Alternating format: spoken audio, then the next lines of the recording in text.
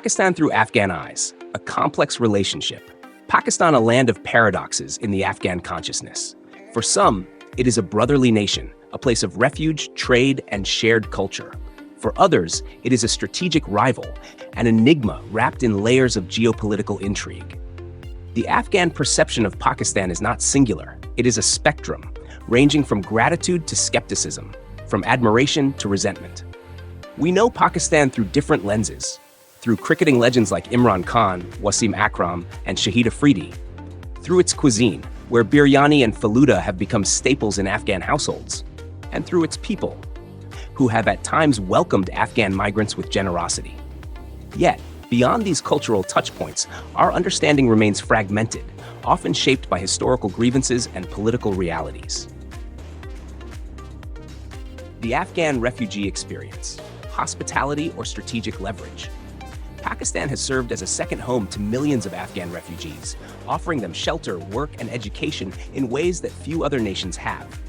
For decades, Afghans lived in Pakistan without passports, traveling, studying, and engaging in business freely. On the surface, this hospitality was invaluable. Yet, behind this humanitarian facade lies a more complex reality. The international community poured billions into supporting Afghan refugees in Pakistan, over $1 billion from UNHCR alone, excluding aid from the US, Germany, Saudi Arabia, France, and other nations and Arab individuals. But where did this money go? If Pakistan was a host, was it also an economic beneficiary? At its peak, nearly 5 million Afghans resided in Pakistan. Even if just 100,000 Afghan refugees received $100 per month in remittances from loved ones abroad, that alone injected $10 million monthly into the Pakistani economy. Afghan businesses in Pakistan contributed to sectors like carpet weaving, trade, and construction, stimulating economic activity. Yet, despite these contributions, thousands of Afghan families remained in dire conditions, living in tents, struggling for basic rights.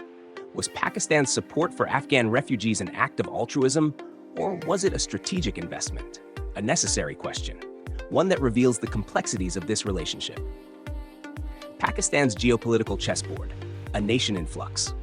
Pakistan's role on the global stage has been defined by its ability to maneuver between competing powers.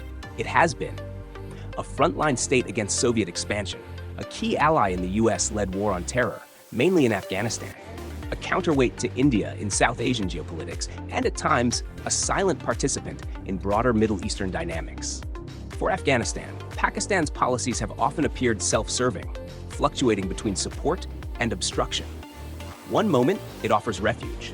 The next, it becomes a battleground for competing interests. Its alliances shift, ETS strategies evolve, but one pattern remains. Pakistan has consistently leveraged its position for maximum geopolitical gain. The Pakistani state presents itself as an Islamic republic, yet its political structure is deeply pragmatic, aligning itself with non-Muslim global powers when beneficial. This duality between ideology and realpolitik has shaped its relationships with neighbors, often at the expense of long-term stability. Afghan-Pakistan tensions, a legacy of history. To understand Afghan-Pakistan tensions, one must look beyond contemporary politics and into the tunnels of history. For centuries, Afghan rulers saw the Indian subcontinent as an extension of their empire. From the Ghaznavids to the Duranis, Kabul and Delhi were once connected under a single rule. But British colonialism altered this dynamic. The Durand Line, drawn by an imperial hand, severed Afghan tribal ties and imposed an artificial border. When Pakistan sought international recognition, Afghanistan was the only country to object, insisting that the territorial question remained unresolved. This foundational dispute planted the seeds of distrust that persist to this day. Let's give it a look. Pakistan's borders and disputes. Pakistan-China. The 1963 Sino-Pakistan Agreement resolved territorial disputes by ceding the Trans-Karakoram Tract to China. India contests this settlement. Well, not many people worry about what India thinks.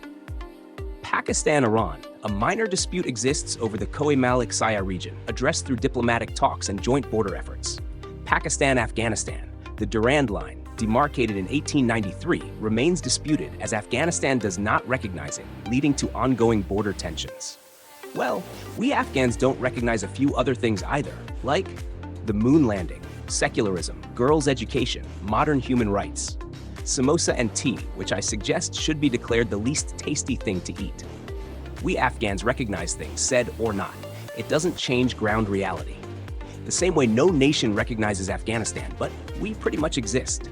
Recognition matters, but Afghans believe the might shapes nations and their land, and man has free will, keep it or lose it. To name a few more: foreign intervention, less spicy food, and, excuse my French, Madame Noor Jahan's voice. I never understood why she was so famous. Sadly, nobody cares about our opinion, which is fine. The Jinnah controversy, a divided legacy. Now, I will definitely offend a big chunk of a nation, but I hope not. Muhammad Ali Jinnah, the mighty and supremely intelligent leader of Pakistan, father of the nation, is seen as a traitor by some Afghans. Afghans expanded Islamic rule in India over centuries. Muslim dynasties made India prosperous, united, and rich, until, of course, the shine of Indian wealth attracted foreign investors, aka invaders. To cut it short, Jinnah negotiated Pakistan's independence with barely 15% of land and approximately 17% of wealth.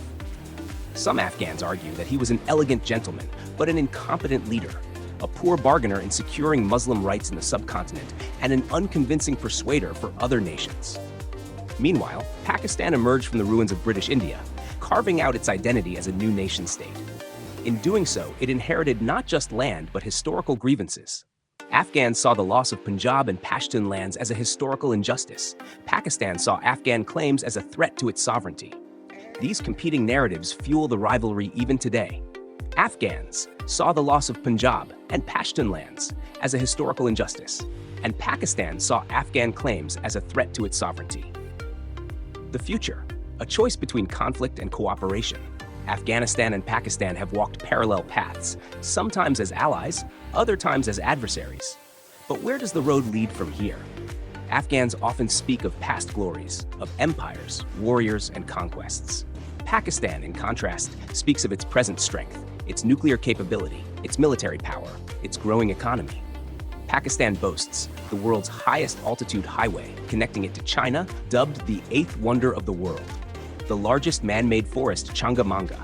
Universities ranked among Asia's top 100 and the world's top 500 as of 2024, a position as the world's 43rd largest economy, while Afghanistan lags at 124th. The contrast is stark. Afghans look to history. Pakistanis look to the future. One clings to legacy, the other strategizes for survival. But the question remains: can these two nations break the cycle of hostility and build a genuine partnership? The answer lies not in rhetoric, but in action.